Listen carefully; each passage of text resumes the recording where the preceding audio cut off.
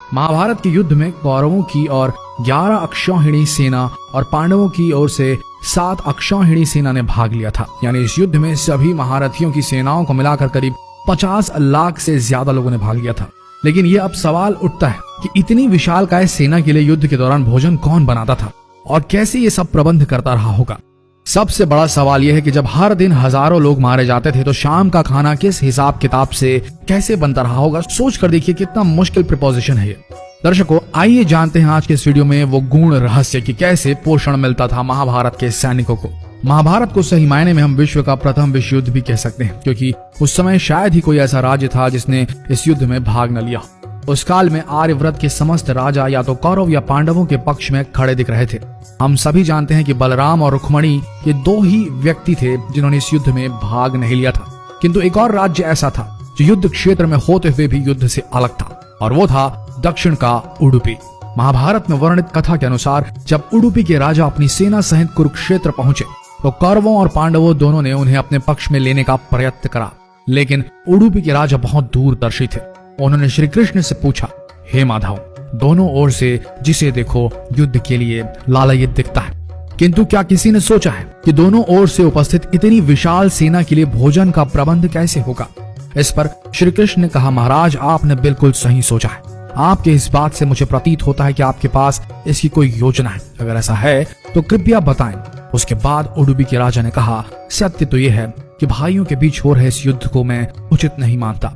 इसी कारण इस युद्ध में इच्छा मुझे नहीं है, किंतु ये युद्ध अब टाला भी नहीं जा सकता। इस कारण मेरी ये इच्छा है कि मैं अपनी पूरी सेना के साथ यहाँ उपस्थित समस्त सेनाओं के भोजन का प्रबंध करूं।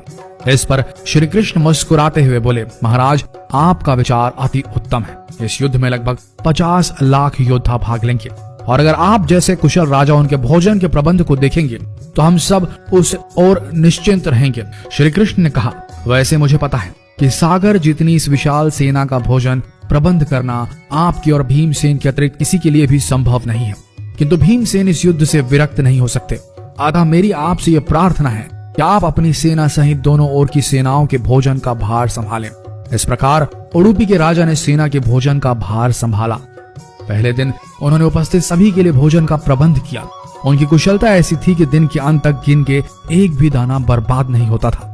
जैसे जैसे दिन बीतते गए योद्धाओं की संख्या बहुत ही कम होती गई। दोनों ओर के योद्धा ये देख के आश्चर्यचकित हो जाते थे कि हर दिन के अंत तक उडुपी नरेश केवल उतने ही लोगों के लिए भोजन बनाते थे जितने वास्तव में उपस्थित रहते थे। किसी को समझ नहीं आ रहा था कि उन्हें कैसे पता चल जाता है कि आज कितने योद्धा मृत्यु गति को प्राप्त होंगे, ताकि उस आधार पर भोजन की व्यवस्था की जा सके। इतनी विशाल सेना के भोजन के प्रबंध करना अपने आप में ही एक आश्चर्य था, और उस पर भी इस प्रकार के अन्न का एक भी दाना बर्बाद न हो, यह तो किसी चमत्कार से भी कम नहीं था। अतः 18वें दिन युद्ध समाप्त हुआ और पांडवों के राज्याभिषेक के दिन युधिष्ठिर से रहा नहीं गया, और उन्होंने उडुपी नरेश से पूछ ही लिया, हे महाराज, समस्त देशों के राजा हमारी प्रशंसा कर रहे हैं कि किस प्रकार हमने कम सेना होते हुए भी उस सेना को परास्त कर दिया जिसका नेतृत्व पितामह भीष्म, गुरु द्रोण, ज्येष्ठ भ्राता जैसे महारथी कर रहे थे। किंतु मुझे लगता है कि हम सबसे अधिकांश प्रशंसा के पात्र आप हैं, जिन्होंने न केवल इतनी विशाल सेना के लिए भोजन का प्रबंध किया, अपितु ऐसा प्रबंध किया कि एक दाना भी अन्न का व्यर्थ न हो पाया। मैं आपसे इस कुशलता का रहस्य जानना चाहता हूँ। इस पर उडुपी नरेश ने मुस्कुराते हुए कहा, सम्राट, आपने जो इस युद्ध में विजय पाई है उसका श्रेय किसे देंगे। इस पर युधिष्ठिर ने कहा, श्री कृष्ण के अतिरिक्त इसका श्रेय किसी और को जा नहीं सकता। अगर वे ना होते तो कौरव सेना को परास्त करना असंभव था। तब उडुपी नरेश ने कहा, हे महाराज, आप जिसे मेरा चमत्कार कह रहे हैं वो श्री कृष्ण का ही प्रताप है। ऐसा सुनकर वहां उपस्थित सभी लोग आश्चर्यचकित हो गए। तब उडुपी नरेश ने इस रहस्य से पर्दा उठाया और कहा, हे महाराज, श्री कृष्ण प्रतिदिन रात्रि को मूंगफली खाते थे। प्रतिदिन शिविर में गिन के मूंगफली रखी जाती थी और उनके खाने के पश्चात गिनकर देखी जाती थी उन्होंने कितनी मूंगफली खाई है। वे जितनी मूंगफली खाते थे उसके ठीक 1000 गुना सैनिक अगले दिन युद्ध में मारे जाते थे। अर्थात वे अगर 50 मूंगफली खाते थे तो समझ आता था कि अगले दिन 50,000 योद्धा युद्ध में मारे जाएंगे।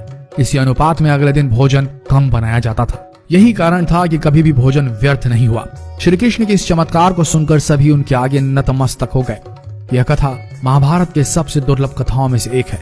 कर्नाटक के उडुपी जिले स्थित कृष्ण मठ में यह कथा हमेशा सुनाई जाती है। ऐसा माना जाता है कि इस मठ की स्थापना उडुपी के सम्राट द्वारा ही करवाई गई थी, जिसे बाद में श्री माधव आचार्य जी ने आगे बढ़ाया। तो दर्शकों, उम्मीद करते हैं कि आज की ये प्रस्तुति पसंद आई होगी आपको और आप समझ गए होंगे कि पोषण वही सही है जिसका एक दाना भी व्यर्थ न जाए। शायद आप इस गूढ़ रहस्य को समझ गए होंगे और अगली बार अपनी थाली में खाना छोड़ने से पहले सोचेंगे जरूर। तो मिलते हैं अगले दिलचस्प वीडियो में, तब तक के लिए बने रहिए इस पेज के साथ और हो सके तो जो भी आपको लगे इस ज्ञान को जितना हो सके इस वीडियो को शेयर करें, ताकि हमारा देश पुरातन भारत जो था उससे जुड़ सके आज का आधुनिक भारत। मिलते हैं अगले दिलचस्प वीडियो में, तब तक के लिए आप सबका धन्यवाद।